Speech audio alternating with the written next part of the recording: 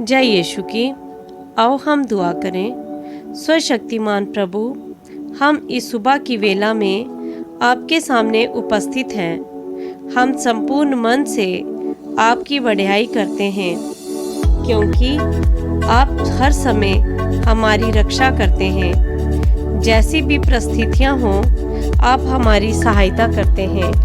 हम बारंबार आपका गुणगान करते हैं।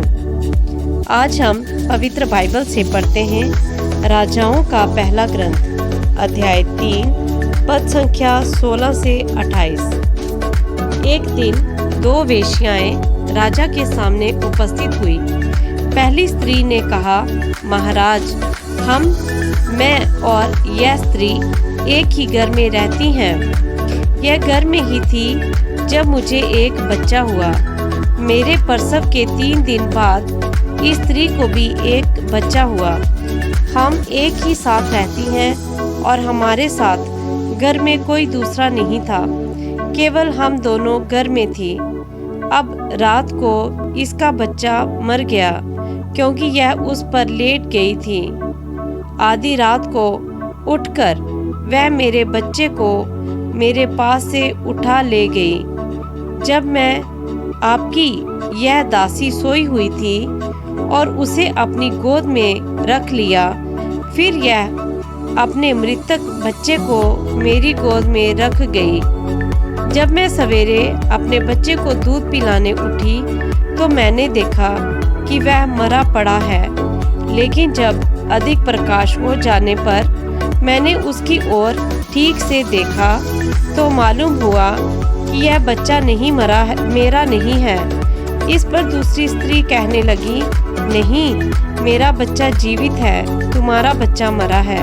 पहली स्त्री ने कहा, नहीं, तुम्हारा बच्चा मरा है, मेरा बच्चा जीवित है। इस प्रकार वह दोनों राजा के सामने झगड़ती रही। इस पर राजा ने कहा, यह कहती है कि मेरा बच्चा जीवित है और तेरा बच्चा मरा है, और यह कहती है कि नहीं, तेरा बच्चा मरा है और मेरा बच्चा जीवित है। तब राजा ने एक तलवार लाने की आज्ञा दी। तलवार राजा के पास लाई गई।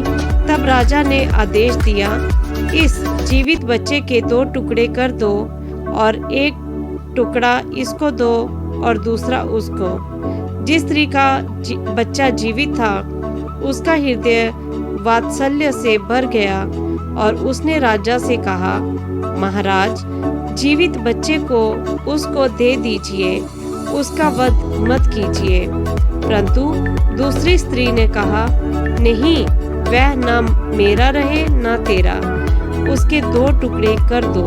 इस पर राजा ने यह निर्णय दिया, जीवित बच्चा पहली स्त्री को दे दो, उसे मत मारो, क्योंकि वही उसकी माँ है।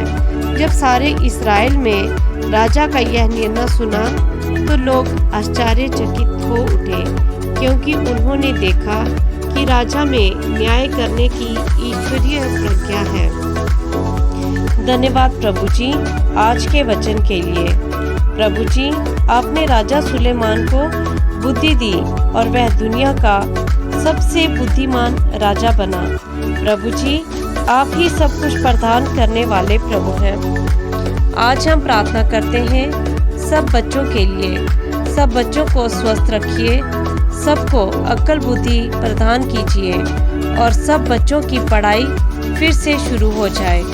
वायरस को समाप्त कीजिए और सब खुशी से रहने पाए। हम खास कर प्रार्थना करते हैं आज जिनका जन्मदिन है, उनको सुख समृद्धि दीजिए। आमीन।